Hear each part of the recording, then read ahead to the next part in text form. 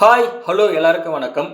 நம்ம ஊர் சினிமாவில் ரஜினிகாந்த் எப்படி ஒரு மிகப்பெரிய சூப்பர் ஸ்டாரோ அதே மாதிரி ஆந்திரா தெலுங்கானா சினிமாவில் நம்ம சிரஞ்சீவி அவர்களும் மிகப்பெரிய ஸ்டார் தான். அதில் எந்த ஒரு மாற்று கருத்தும் இல்லை.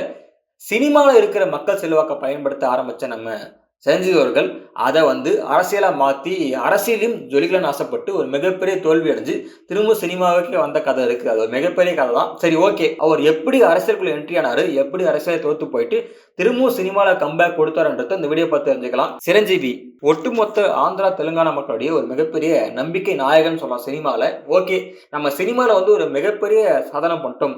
இந்த மக்கள் செல்வாக்கை பயன்படுத்தி அப்படியே அரசியல் கட்சியை மாற்றி ஓட்டு வாங்கி ஆந்திர அரசியலில் ஒரு மிகப்பெரிய தாக்கத்தை ஏற்படுத்தணும்னு ஆசைப்பட்ட சிரஞ்சீவர்கள் 2008 ஒரு மிகப்பெரிய மாநாடு திருப்பதியில் நடத்தி பிராஜ ராஜ்ய பார்ட்டின்னு சொல்லி ஒரு கட்சி ஆரம்பிக்காரு. இந்த கட்சி மூலமா முதல் முறையா 2009 இந்த பிராஜ ராஜ்யம் பார்ட்டி ஆந்திராவில் சட்டமன்ற தேர்தலையும் நாடாளுமன்ற தேர்தலையும் ஒன்னா ஃபேஸ் பண்றாங்க. அதாவது இந்த 2009 காலகட்டங்களில் ஆந்திரா தெலுங்கானா ஒன்னாதான் இருந்தது, ஒருங்கிணைந்த ஆந்திர பிரதேசமா இருந்தது. முதல் தேர்தலே சிரஞ்சீவிக்கு ஒரு மிகப்பெரிய பாடத்தை கற்றுக் கொடுக்குது.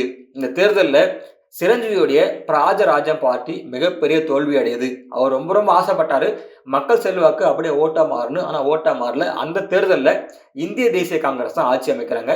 எதிர்கட்சியா தெலுங்கு தேசம் பார்ட்டி இருக்கிறாங்க. மூன்றாவது இடத்துல போன நம்ம சிரஞ்சீவியுடைய பிராஜராஜம் பார்ட்டி வெறும் 18 சீட்டு மட்டும் தான் வின் பண்றாங்க. ஒரு மிகப்பெரிய தோல்வி அடைறாங்க. இந்த தோல்விக்கு அப்புறமா சிரஞ்சீவிக்கு ஒரு மிகப்பெரிய பாடம் கிடைக்குது. நமக்கு மக்கள் செல்வாக்கு ஓட்டா மாறலன்றத ஃபீல் பண்ண சிரஞ்சீவர்கள் கட்சியை 2011 மொத்தமா கலைச்சிட்டு இந்திய தேசிய காங்கிரஸ்ல கட்சியை இணைக்காரு. அதாவது 2008 கட்சி ஆரம்பிச்சாரு. 2011 ஜஸ்ட் 3 இயர்ஸ் 3 வருஷத்துல கட்சியை கழிச்சிட்டு கட்சியை காங்கிரஸ் நினைக்கிறாரு. நமக்கு அரசியல் போதும், இதுக்கு மேல மறுபடியும் பழைய மாதிரி சினிமாலே ரீஎன்ட்ரி கொடுக்கலாம்னு சொல்லிட்டு சினிமா பக்கம் வராரு மெல்ல மெல்ல. 2013 ஜெகத்குரு ஆதிசங்கரா படத்துல ஒரு சின்ன ரோல் பண்றாரு. அதே மாதிரி மறுபடியும் 2015 ப்ரூஸ்லி த ஃபைட்டர் இந்த படத்துக்கு ஒரு கேமியோ ரோல் பண்றாரு. அதுக்கப்புறமா 2017 ஹீரோவும் பண்றாரு.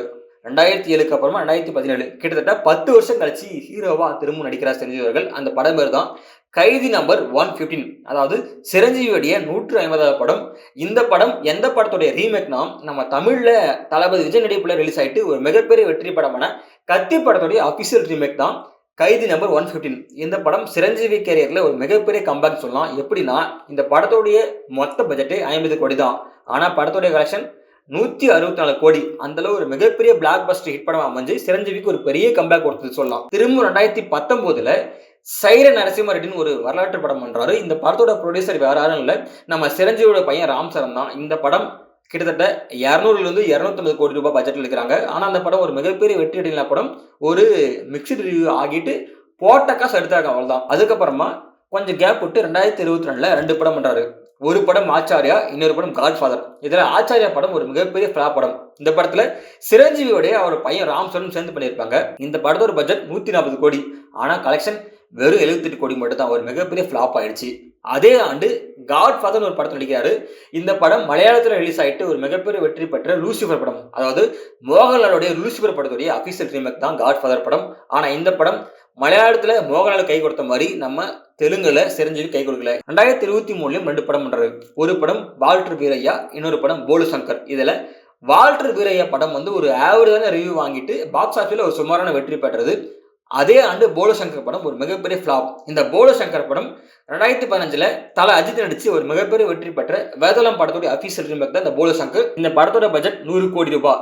ஆனா பாக்ஸ் ஆபீஸ் வெறும் 47 கோடி ரூபாய் மட்டும்தான். ஒரு மிகப்பெரிய ஃபிளாப் ஆயிடுச்சு. அதுக்கப்புறமா 2026 மனசங்கர வரபிரசாத் கவுர்னு ஒரு படம் பண்றாரு. இந்த படம் ஆந்திரா தெலுங்கானா சினிமால ஒரு மிகப்பெரிய பிளாக் பஸ்டர் ஹிட் ஆகுது. 400 கோடி ரூபாய்க்கு மேல கலெக்ஷன் ஆயிட்டு ஒரு மிகப்பெரிய ஹிட் ஆகுது. இந்த படத்துக்கு சிரஞ்சீவிக்கு ஒரு மிகப்பெரிய கம்பேக் சொல்லலாம். ஏன்னா அரசியல் தோல்விக்கு அப்புறமா சிரஞ்சீவிக்கு 2017 கைதி நம்பர் 150 கை கொடுத்தது. அதுக்கப்புறம் நிறைய படங்கள் சரியா போகாம திரும்ப 2026 மனசங்கர வரபிரசாத் ஒரு மிகப்பெரிய ஒரு வெற்றி படம் அமைஞ்சிருக்கு. சிரஞ்சீவிக்கு அரசியல் கை கட்டலாம் கூட சினிமா எப்பயுமே ஒரு டாப் கேல் வச்சிருக்குன்னு சொல்லலாம். அதுல எந்த ஒரு மாற்று கருத்தும் இல்லை. உங்களுக்கு சிரஞ்சீவியை நடிகரா பிடிக்குமா, அரசியல்வாதியா பிடிக்குமா, கீழே மறக்காம கமெண்ட் பண்ணுங்க. அண்டு சிரஞ்சீவி படங்களை உங்களுக்கு ரொம்ப பிடிச்ச படம் போது அதையும் கீழே மறக்காம கமெண்ட் பண்ணுங்க. இந்த வீடியோ பிடிச்சிருந்தா லைக் பண்ணுங்க, கமெண்ட் பண்ணுங்க, ஷேர் பண்ணுங்க. இது மாதிரியான வீடியோக்கள் தொடர்ந்து பார்க்கணும்னா நம்ம சேனலை மறக்காம சப்ஸ்கிரைப் பண்ணுங்க.